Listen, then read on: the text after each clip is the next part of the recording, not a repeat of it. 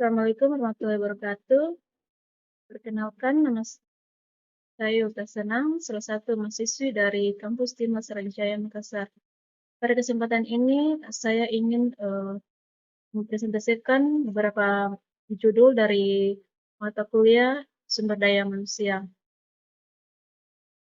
Adapun judul yang pertama yaitu Gambaran Umum Tenaga Kerja. Nah, sebelum kita lanjut ke inti, di sini saya akan menjelaskan apa itu tenaga kerja. Tenaga kerja adalah seorang yang bekerja atau mengerjakan sesuatu. Pengertian tenaga kerja juga didefinisikan sebagai orang yang mampu melakukan pekerjaan, baik di dalam maupun di luar hubungan kerja. Lapangan pekerjaan adalah bidang kegiatan dan usaha atau perusahaan atau instansi di mana seseorang bekerja atau pernah bekerja.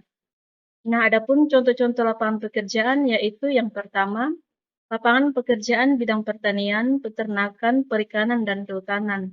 Yang kedua, lapangan pekerjaan bidang pertambangan dan pengolahan logam. Yang ketiga, lapangan kerja pada bidang industri pengolahan. Yang keempat, lapangan kerja pada bidang bangunan dan jalan. Selanjutnya yaitu pengangguran. Pengertian pengangguran adalah bagian dari angkatan kerja atau yang sedang mencari pekerjaan. Bagi mereka yang sudah pernah, pengangguran adalah bagian angkatan kerja atau yang sedang mencari pekerjaan. Bagi mereka yang pernah bekerja ataupun belum pernah bekerja sama sekali, atau sedang mempersiapkan suatu usaha. Mereka yang tidak mencari pekerjaan karena merasa tidak mungkin mendapatkan pekerjaan, mereka yang sudah memiliki pekerjaan tetapi belum pernah bekerja. Dan adapun penyebab pengangguran yaitu yang pertama, menurunnya permintaan tenaga kerja, yang kedua, adanya kemajuan teknologi, yang ketiga, jumlah lapangan kerja yang terbatas, yang keempat, kurang sesuai kemampuan tenaga kerja dengan pekerjaan, yang kelima, rendahnya upah yang diterima tenaga kerja. Judul yang kedua yaitu Manajemen SDM berbasis kompetisi, strategi membangun organisasi kompetitif. Adapun pengertian manajemen SDM berbasis kompetitif adalah self-fokus pada tujuan perusahaan atau organisasi, sehingga seluruh karyawan sebuah perusahaan atau organisasi dapat mencapai hasil seperti yang sudah direncanakan dan diharapkan di awal waktu. Strategi MSDM merupakan suatu pertalian antara manajemen sumber daya manusia dengan tujuan dan sasaran strategi yang dimaksudkan agar dapat memperbaiki kinerja bisnis dan mengembangkan budaya organisasi. Selanjutnya, adapun strategi pengembangan SDM untuk perusahaan yaitu yang pertama, melakukan pelatihan, yang kedua, melakukan pendidikan, yang ketiga, melakukan pembinaan, yang keempat, melakukan rekrutmen, yang kelima, mengadakan perubahan sistem, yang keenam, mengadakan kesempatan, yang ketujuh, mengadakan penghargaan. Kita lanjut pada judul yang ketiga, yaitu konsep manajemen sumber daya manusia. Adapun pengertian manajemen adalah pemanfaatan sejumlah individu secara efisien dan efektif serta dapat digunakan secara maksimal untuk mencapai tujuan organisasi atau perusahaan. Adapun fungsi material yaitu yang pertama pengadaan, yang kedua pengembangan, yang ketiga kompensasi, yang keempat pengintegrasian, yang kelima pemeliharaan, yang keenam pensiun. Selanjutnya, analisis kebutuhan SDM dari faktor eksternal yaitu yang pertama, ekonomi nasional dan internasional atau global, yang kedua, perkembangan ilmu dan teknologi, yang ketiga, sosial, politik, dan budaya, yang keempat, perkembangan ilmu dan teknologi.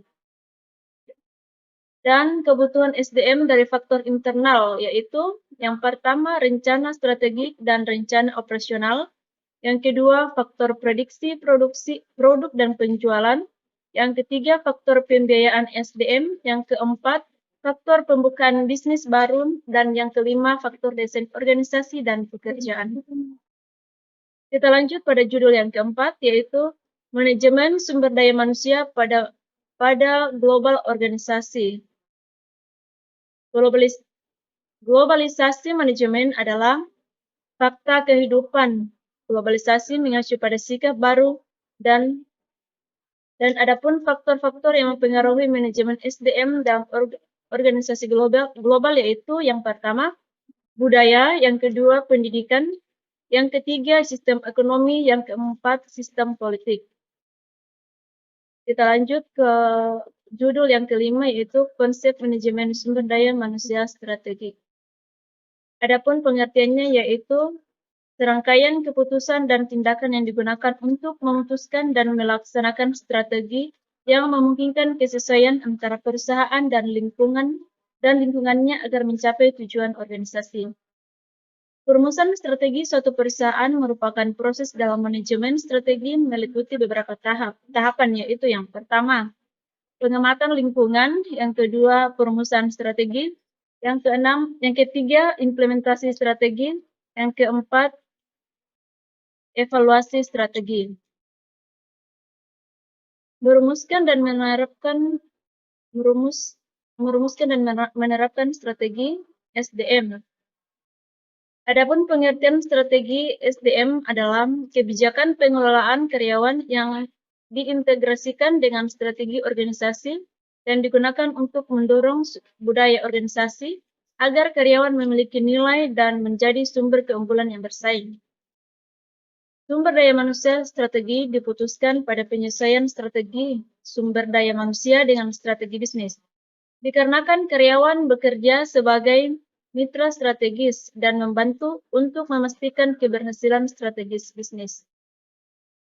Adapun manfaat dari sistem informasi SDM, yang pertama, memeriksa kapabilitas karyawan-karyawan saat ini guna mengisi kekosongan yang diproyeksikan. Yang kedua, mempelajari komposisi usia, suku, dan jenis kelamin dari berbagai pekerjaan dan kelas pekerjaan guna memastikan apakah semua sesuai dengan ketentuan yang berlaku. Yang ketiga, perencanaan SDM untuk mengantisipasi pergantian dan promosi. Kita lanjut ke judul yang keenam, yaitu membuat strategi untuk manajemen budaya. Budaya perusahaan atau organisasi sangat berperan penting dalam menciptakan kelancaran dalam segala aspek-aspek yang berjalan di dalam perusahaan. Adapun strategi untuk mendukung dan mengubah budaya yaitu fokus pada kesehatan mental setiap orang.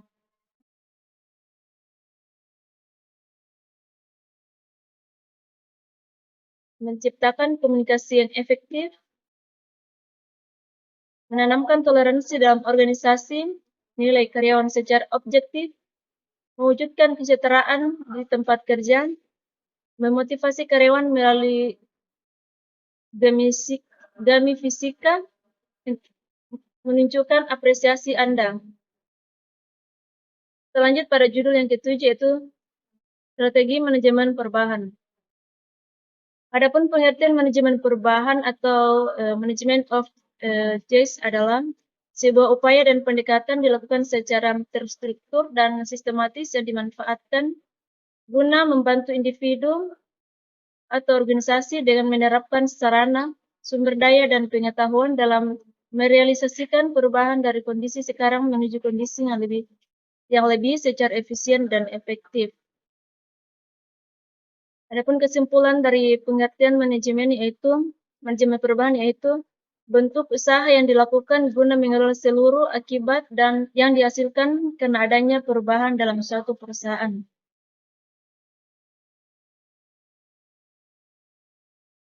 Selanjut pada judul yang ke-8, strategi manajemen kinerja.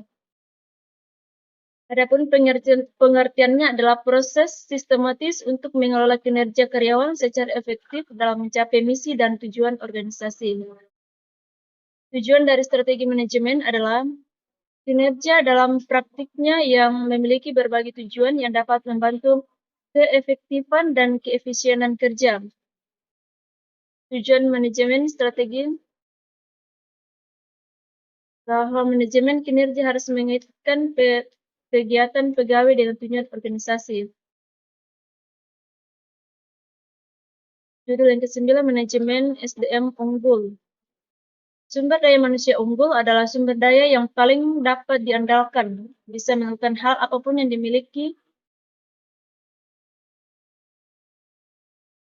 Sumber daya manusia unggul adalah sumber daya yang paling dapat diandalkan, bisa melakukan hal apapun yang memiliki nilai lebih dari yang orang lain lakukan, mampu bersaing dan memiliki skill yang kebanyakan orang lain tidak miliki dan dilandasi oleh sifat dan karakter terpuji. Adapun pengembangan organisasi atau organization development merupakan salah satu bidang pengembangan dari manajemen SDM, di mana SDM organisasi fokus membantu perusahaan dalam mencapai peningkatan kinerja yang berkelanjutan melalui SDM-nya. Adapun tujuan dari pengembangan organisasi adalah agar organisasi dapat merespon dan beradaptasi dengan lebih baik terhadap perubahan industri atau pasar dengan kemajuan teknologi, termasuk perubahan yang ingin dilakukan. Nah, ada 4 tujuan pengembangan organisasi lainnya, yaitu yang pertama, sebagai alat mengidentifikasikan perubahan, yang kedua, mempromosikan dan mengelola pertumbuhan, yang ketiga, mendukung inovasi lokal, yang keempat, menganalisis proses kerja. Baik, itulah tadi presentasi dari saya. Terima kasih.